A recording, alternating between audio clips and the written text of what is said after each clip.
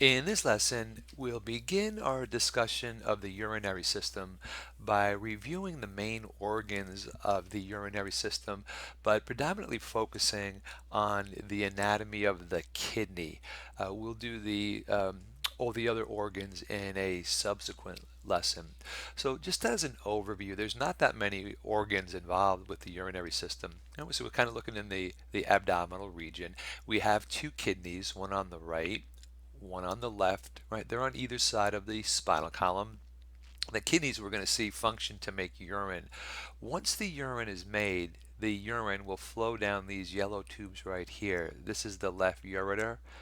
This is the right ureter. And the urine will then be stored in the urinary bladder. So really the function of the ureters is just to transport the urine that's been made at the kidney level down into the bladder. Now the bladder is going to store it for a period of time. Once the urine of the bladder is full, the urine will be eliminated through a tube here called the urethra. The urethra, right? So both a male and a female have the urethra. So as I mentioned, we're going to focus on the kidney in this lesson, and then we'll take a look at the ureters and the bladder and the urethra in a subsequent lesson. So the kidneys we had mentioned are on either side of the vertebral column. If you look at the kidney, you'll actually see that the left kidney is higher than the right kidney. Whether it's on a diagram like this, even on an x-ray, you can see the kidney shadows. The left one will be higher. And in addition, each kidney is going to be capped by an endocrine gland known as the adrenal gland, right? So both of our kidneys have the adrenal glands. Okay, so both kidneys are on either side of the vertebral column. The left is higher than the right, and both of them are going to have the adrenal glands on top.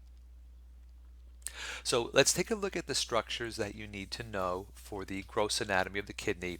The first structure is the fibrous capsule. So this is a pretty strong capsule made of collagen that's going to cover the kidney. In this section here, we can see that the kidney has been sliced, and you can see this brown edge right here. This is the edge of the fibrous capsule, and then all of this here would be the fibrous capsule. It surrounds the entire kidney.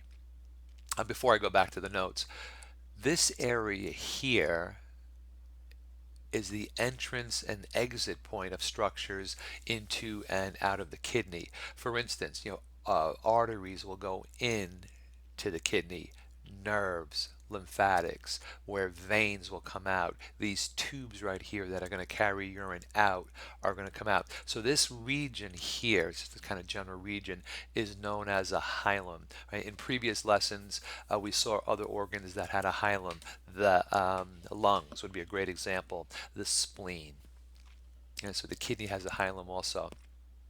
Now, the next structure, if we ripped all of this out, all of these tubes, the fat tissue, the blood vessels you see in here, we just kind of ripped everything out, we would end up having this internal cavity known as the renal sinus. So it's hard to see on these diagrams because the diagrams show structures in the renal sinus. So just kind of have an idea. Again, this would all be hollow, and we call it the renal sinus. Okay, so we have the capsule. Again, these are just collagen fibers that enclose or cover the kidney. We have the hilum, that's the point of entry for the renal artery and the renal nerves, so they're going into the kidney, but it's also the exit of the renal vein and the ureter, which are leaving the kidney. Right? Obviously, the renal vein is taking out blood from the kidney, and the ureter is bringing out urine that's been made. And then again, that internal cavity within the kidney is known as the sinus. Unless you're doing dissection, it's hard to see because you can't really rip this out on a diagram. Okay, so capsule, this region here, hilum, and then the internal cavity, all this side in here, would be the sinus. Now, We're going to divide the kidney into two main regions. The outer region of the kidney is going to be called the renal cortex. Right? Cortex means a covering, like the bark of a tree, like the outer port. So this is the superficial portion of the kidney that's just under the renal capsule. Right, it may look a little bit reddish brown and even kind of grainy. So if we look over here, right here in this whole area, this whole region here, right, just underneath the capsule, if you follow my cursor, all the way around here would be the cortex. Now, all of this deeper stuff is the next things we're going to look at. This is going to be called the medulla.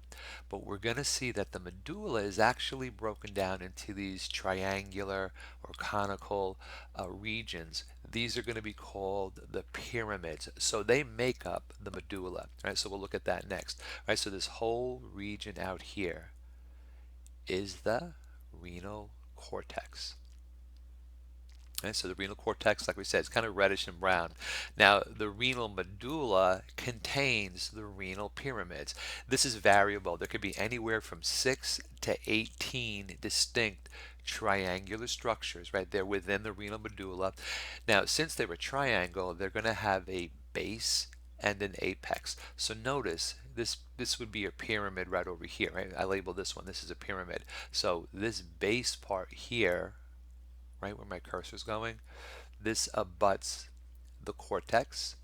Then the apex over here is going to face these collecting tubes over here. They're going to collect the urine.